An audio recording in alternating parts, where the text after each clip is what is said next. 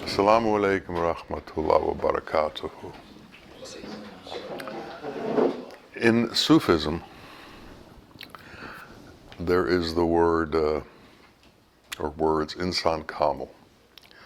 Insan kamil means perfected man.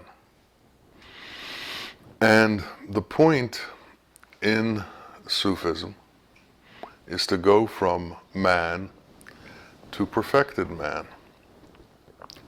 And this journey, this path, is the path of Sufism.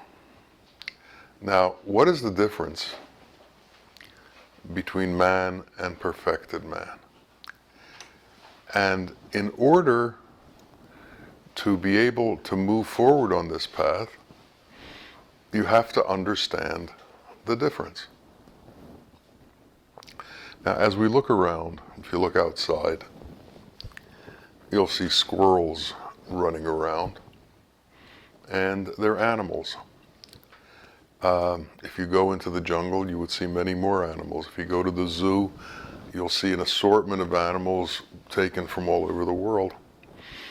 And these animals have very much in common. They reproduce, they eat, and they find shelter. And it's an ongoing thing for them to accomplish these things.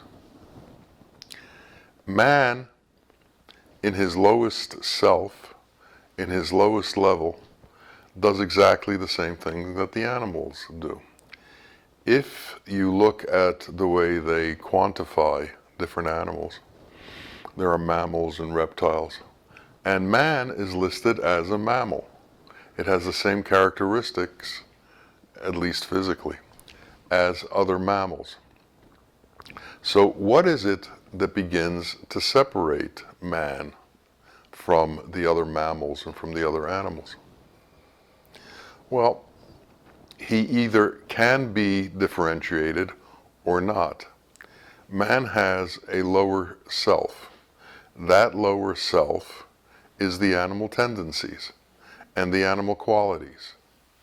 And he reacts in exactly the same way as an animal does.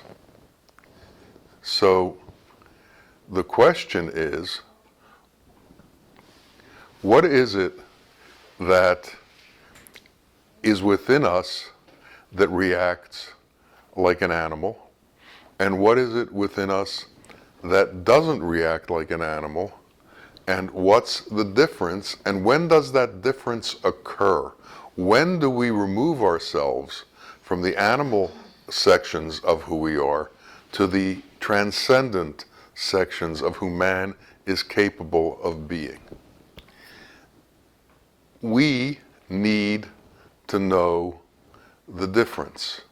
We need to know what are animal tendencies and what are transcendent qualities. And if we don't know the difference, if we can't differentiate, we will continue to act as an animal and call ourselves a man. Because we don't know the difference. Because we accept the animal qualities within ourselves and don't do anything about them. It's almost as if we are on this path in name only. We are on this path, but we aren't doing anything about actually doing what's required to be on this path. And what is required is that we do away with the tendencies that are animalistic, and we refine our qualities so that we become true man, what man is supposed to be. And what man is supposed to be is transcendent from the interaction with this world. And as long as we are not transcendent, then we are caught in doing what animals do repetitively over and over and over, and accepting that as human. The prophets all came along and explained that there is another level to humanity. There is another level to true existence. And they indicated to us what these things are. And one of the major understandings is that man has to develop the ability to love in order to transcend. And if he can't develop this ability to love, transcendence isn't possible, because you stay in the selfish mode of an animal. An animal does for itself and for the ones close to it, and differentiates between itself and everybody else. An animal, a lion, doesn't hunt for leopards. A lion doesn't hunt for cheetahs. A lion only hunts for lions, and only for its own little group of lions. It won't hunt for other lions. And it can be like that for man. A man can hunt only for his family to the exclusion of everybody else. A man gives only to his family to the exclusion of everybody else.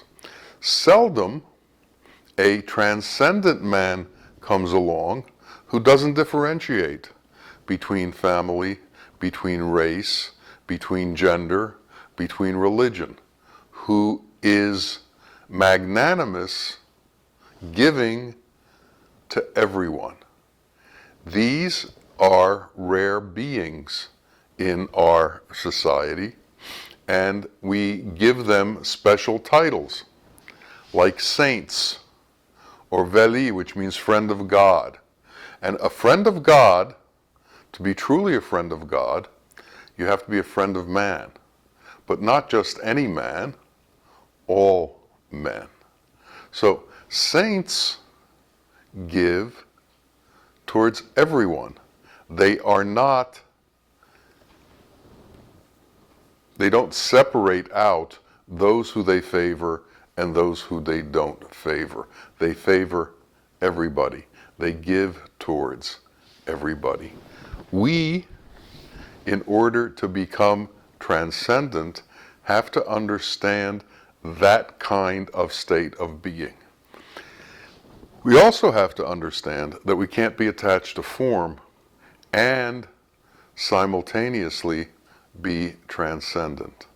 Form is part of the creation. We have to choose whether we want to be involved with the creation or with the Creator. The Creator, who made all this form, is formless. Our time as form is limited. We come with a time span, and at the end of that time span, we disappear from the form. Now, what happens when we disappear from the form? Well, we go into a formless state. And what is that formless state? What makes up that formless state? The only formless state that can exist after this form is gone is the formless state that is made up of that which is formless and is God's qualities. God's qualities are formless. So love is formless, but it exists. We know it exists. We know how we feel when we're in a state of loving kindness and when we're not in such a state.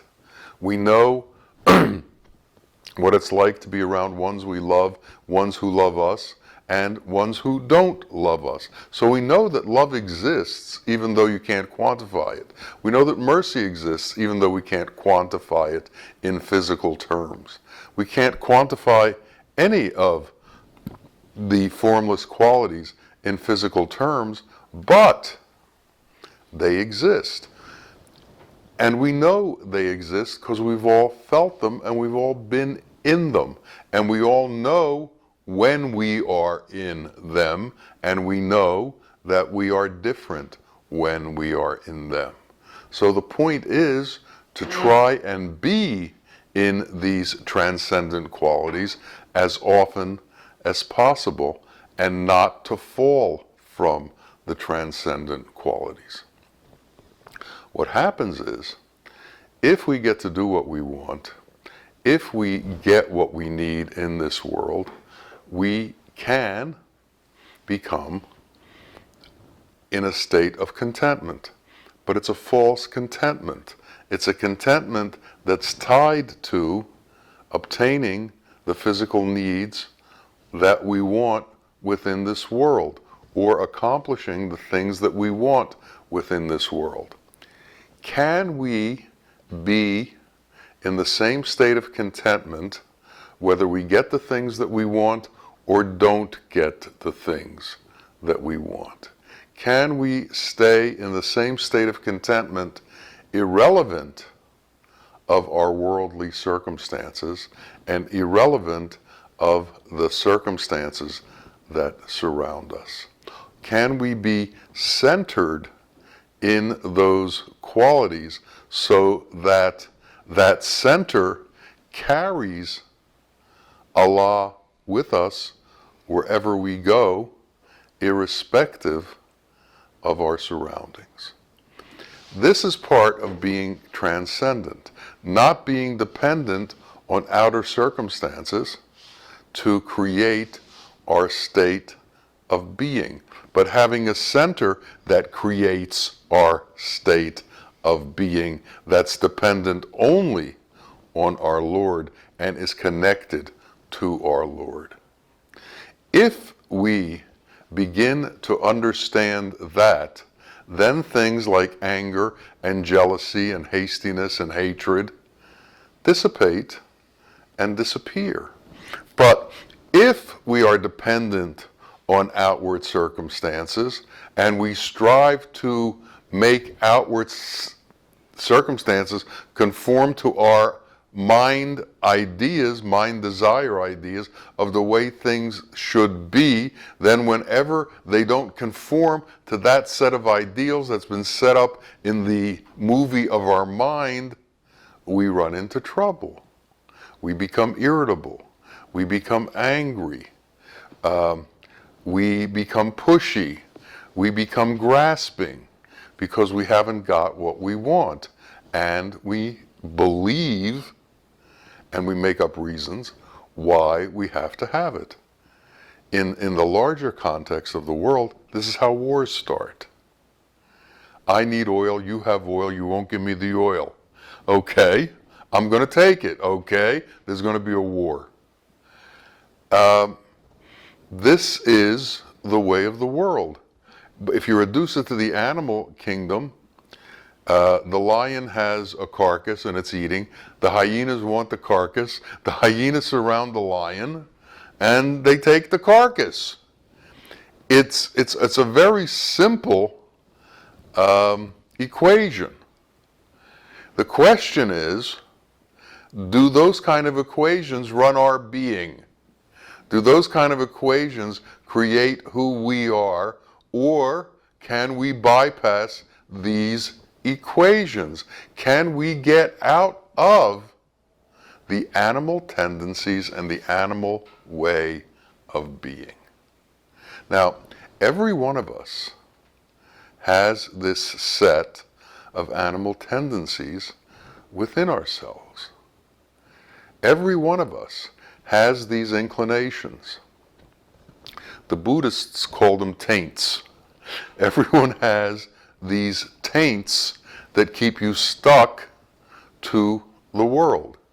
Can we overcome the taints? Can we ignore the taints? Can we dissipate the taints in our being? The prophet was asked once if he had nefs, which is the word for the lower self in the Islamic world. And he said, I have these lower tendencies also. but I have made all my tendencies into Muslims, which means he controlled them to the point where they became believers, so they didn't interfere with his life. You see, the lower self is a non-believer. The lower self has no morality-based, God-based system of belief, because the lower self puts you in front of everything else. And as long as you are put in front of everything else, you forget your Creator, you forget your Lord, you forget that you're derivative, you forget that you've been made, you forget that through God's kindness and love our existence is. You forget that we've been given all of these gifts of sight and hearing and taste and smell. All of the senses are all gifts. We somehow lose sight of what we've been given, and we think we are the doers. And when that happens, we become non-believers. We become the idol that we worship. We don't need external idols. We become that idol. To transcend that is to become a human being. A human being understands his place and God's place, and understands that his devotion is to God. Lower man sees his devotion as to himself. And this is the big separation between man and true man. True man worships his Lord and meditates on his Lord and transcends the mundane everydayness of the animal world. Lower man worships himself and exults in the obtaining of worldly treasures and worldly importance. Somehow we need to bypass that. And the only way that we can bypass that is to really understand the temporary nature of all of these worldly things, and that they don't really do anything for us. What does things for us, what exalts us, what makes us greater than we are God's qualities, not the qualities of this world, nor the treasures of this world. So if we are looking for the treasures of this world, gold, money, real estate, fame, power, if we're looking for these things, we are looking for temporary things to fulfill our eternal quest. But if we're truly understanding the nature of our eternal quest, we understand that to reach eternity, we have to reach the things that are eternal. To reach eternity, we have to become the things that are eternal. And we have to know what they are. Hatred is not eternal. Jealousy is not eternal. Hastiness is not eternal. Mercy is. Compassion is. Kindness is. Love is. These are the transcendent things that transcend this material world and take us to the world of eternity. Now, if you can walk in this, while in this physical body and in this elemental world, if you can walk in the eternal world while you are here, then you have become a true human being. That's the nature of a true human being. He exists simultaneously in this world and in Hak, God's reality.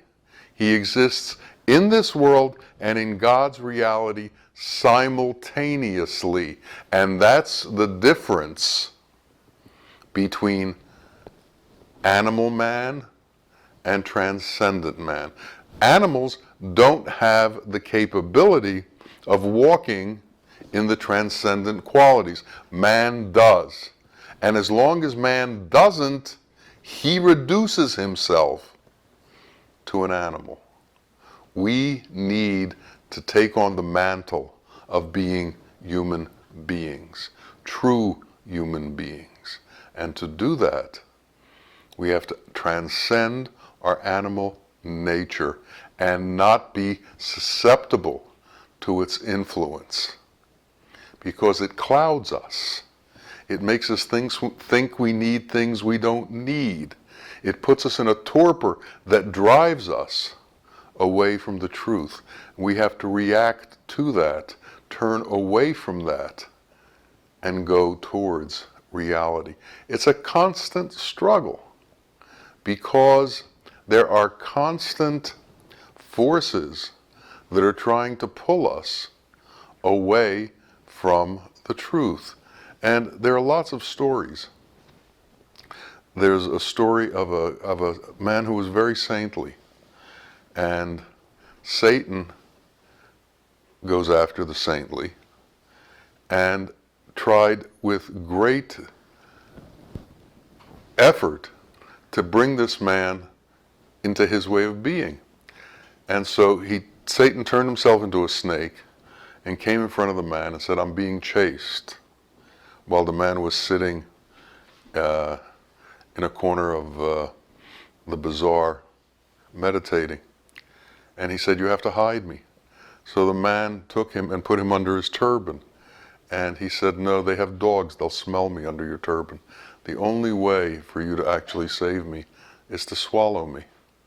And the man, because of his seeking to be kind and seeking to be generous to a great extent, and looking to please to a great extent, greater than he should have, swallowed Satan. And Satan got inside of him and was able to do his work from inside of him. So we have to be vigilant. We have to be careful. We can't go overboard. We can't be too proud of our goodness. We can't be naive in our goodness. We have to be good on behalf of God, not on behalf of ourselves. And when we love others, we have to love them because of the God in them, not because of their physical beauty or the things they've done for us. We have to be transcendent. And to be transcendent takes constant vigilance. There are sheikhs who have said this vigilance takes precedent over prayer, takes precedent over fasting, takes precedent over ritual. Because if you do all of those other things and you don't transcend, what's the use of those other things? Our sheikh once said, if you can't fast from anger, why would Allah need you to fast from food?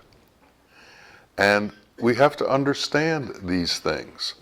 There is this whole world of non-elemental forces that we are living in while we're living in this world of elemental forces. And we have to fight these elemental forces. We have to fight the non-elemental forces to get to the forces of reality so that we can integrate with those. And it's only when that occurs do we become real. I mean, you've all heard the expression, you really can't talk to him about anything because he's not real. He's not there. If you want to be there, you have to become real. And if you want to become real in the true sense, you have to understand the word hak, God's reality. And what is God's reality? Mercy and compassion and kindness and truth and justice. That's what makes you real. That's what makes you transcend this animal world. This is your escape from all of the trials and tribulations and the difficulties and the horrors of the existence within this elemental world. It's the only escape. And it's the route that's been given to us. These are open doors, but you have to walk through them. There's no locks on them, but you have to walk through them. There's a sheikh in the East whose name is Nasruddin, who used to teach through long stories that were jokes. And on one of his grave sites, because they claim he's buried in a lot of different places, there's the jamb of a door. No door, just the jamb. But there's a lock on the jamb. And why is the lock there? Because people can't walk through. They're busy picking a lock that doesn't have to be picked. All you have to do is walk through. It's an open secret. It's not hidden. You just have to do it. May Allah open our eyes so that we see the truth. May He open our eyes so that we can tell the difference between what's not real and what's real. May He open our eyes so we stop chasing things that can't be caught, but only chase Allah, chase reality, chase the truth, and may He make it easy for us. Ameen. Ameen. Ya Rabbil Alameen. Assalamu alaikum wa rahmatullahi wa barakatuh.